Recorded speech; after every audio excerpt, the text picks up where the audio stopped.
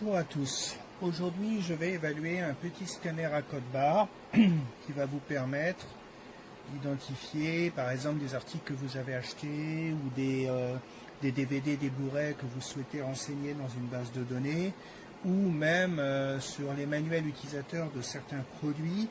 Vous avez des codes barres qui vous permettent, enfin des codes barres ou des QR codes qui vous permettent de télécharger une documentation, de télécharger un logiciel, une application, ou d'avoir accès à des informations complémentaires concernant le produit en question. Donc ce scanner, c'est ce qu'on appelle une douchette. Donc c'est ce qu'on utilise, ce qu'on voit assez fréquemment dans les magasins au niveau des caisses. Vous avez une crosse comme la crosse d'un pistolet, une gâchette vous permettant de scanner. Vous avez ici les capteurs permettant d'effectuer le scan, un petit voyant lumineux, et vous avez à l'arrière un connecteur USB-B, les anciens connecteurs USB utilisés pour les imprimantes.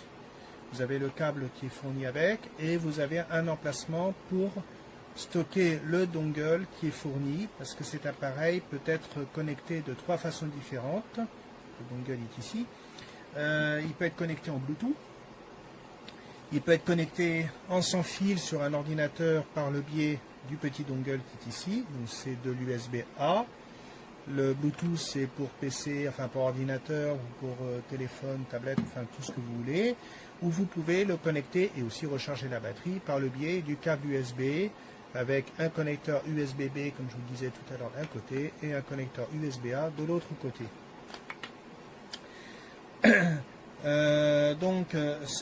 Cet appareil est très léger, il est vraiment très léger. Il suffit d'appuyer pendant quelques secondes. Alors donc il est muni d'une batterie, je n'ai pas oublié de préciser, il faut recharger de temps en temps. Vous appuyez quelques secondes sur la gâchette pour l'allumer. Il s'éteint automatiquement au bout d'un certain temps. Vous avez la possibilité de modifier la temporisation. Personnellement, j'ai mis 30 secondes, qui est la durée minimum, afin d'économiser de la batterie. Et vous avez le manuel utilisateur. Ce manuel est extrêmement important. L'avantage, c'est qu'il est tout en français. Ça fait plaisir. Il est très important non seulement de le lire, mais surtout de le conserver, parce que vous avez à l'intérieur un certain nombre de codes barres. Je montre rapidement, parce que normalement je ne dois pas montrer de code. Ah, il vient de s'éteindre. Je ne dois pas montrer de code dans les vidéos, même si là ce sont simplement des QR codes de paramétrage.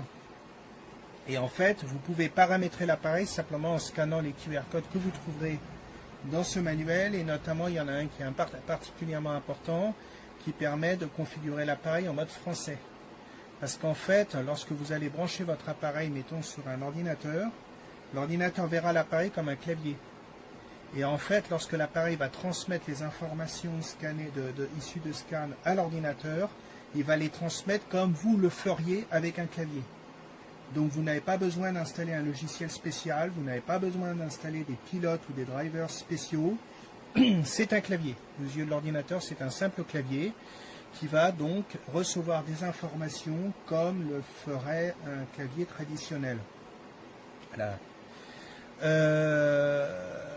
Autre petite particularité, donc effectivement, qui dit clavier AZERTY, QWERTY, enfin selon la langue, avec des dispositions de touches différentes. Donc il est important dans le manuel de scanner le QR code correspondant à la langue que vous souhaitez utiliser. Donc le français par exemple, ce sera mon cas, c'est mon cas puisque j'ai déjà paramétré, pour éviter qu'il y ait des confusions entre par exemple la lettre A et la lettre Q. Puisque AZERTY, QWERTY, voilà.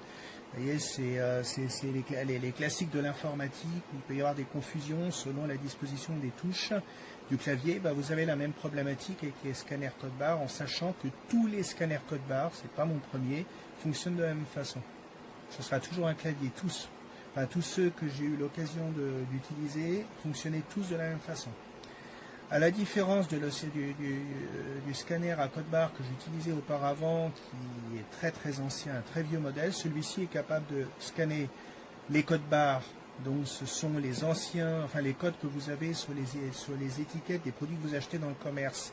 Vous avez une étiquette avec plein de petites barres d'épaisseur variable, des petites barres verticales noires d'épaisseur variable avec des espacements variables.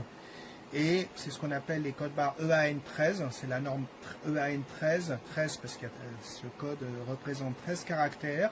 Il doit y avoir, si je ne dis pas de bêtises, 11 ou 12 caractères correspondant à la référence de l'article et 1 ou 2 caractères de contrôle qui permettent à la machine qui va scanner ce code barre de vérifier si le scan s'est fait correctement ou pas.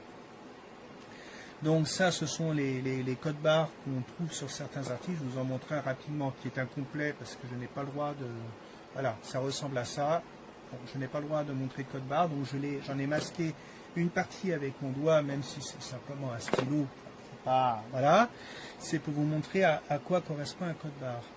Ensuite, vous avez les QR codes. Les QR codes, c'est ce qu'on trouve assez très fréquemment aujourd'hui sur des publicités, sur des manuels utilisateurs de produits, même sur des étiquettes de produits. Donc c'est pareil, je peux vous en montrer un dans le manuel. Ce sont des codes de contrôle, de paramétrage. Donc, normalement, ça devrait passer, mais je vais quand même en masquer une partie pour éviter, pour rester conforme à la réglementation Amazon. Donc je vais vous en montrer un que je vais masquer en partie pour, donc, comme je le disais, éviter d'aller à l'encontre des règles d'Amazon. Donc voilà, ça ressemble à ça. Ce sont des QR codes, ce sont en fait des square codes, des codes en forme de carré, avec des petits carrés à l'intérieur. En général, vous avez 3 gros carrés dans les trois coins du code qui permet au scanner d'orienter l'image du QR code correctement, parce qu'il doit se lire dans un certain sens.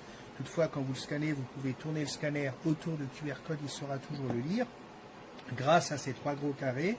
Et à l'intérieur, vous avez des petits carrés blancs ou noirs que le scanner va lire et retranscoder sous forme de texte.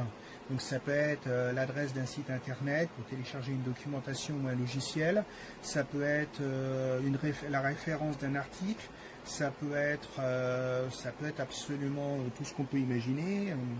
Je sais que certaines applis permettent de récupérer par exemple le mot de passe de sa connexion Wi-Fi pour pouvoir partager ce mot de passe avec des machines de confiance. Donc c'est un QR code.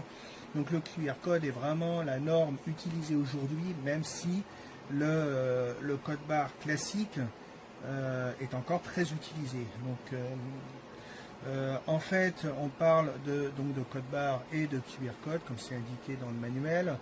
On parle aussi de code barre 1D, donc en une dimension, parce que la lecture se fait dans une seule dimension, c'est linéaire. Ça se lit de la gauche vers la droite, de la droite vers la gauche, je l'ignore, mais ça se lit de façon linéaire, parce que c'est une succession de barres blanches et de barres noires qui peuvent se lire comme on va lire un mot, donc de façon linéaire. Et après, il y a les QR codes. On parle également de QR code 2D, 2 dimensions, parce que ça se lit en horizontal, mais aussi en vertical, un peu comme si vous lisez un chapitre. Vous allez lire le chapitre ligne par ligne. Donc quand vous lisez une ligne, vous êtes en 1D, donc dans une seule direction. Et quand vous passez à la ligne suivante, vous êtes en 1D aussi, mais dans une autre direction. 1D plus 1D, donc 1D en lecture horizontale et 1D en lecture verticale.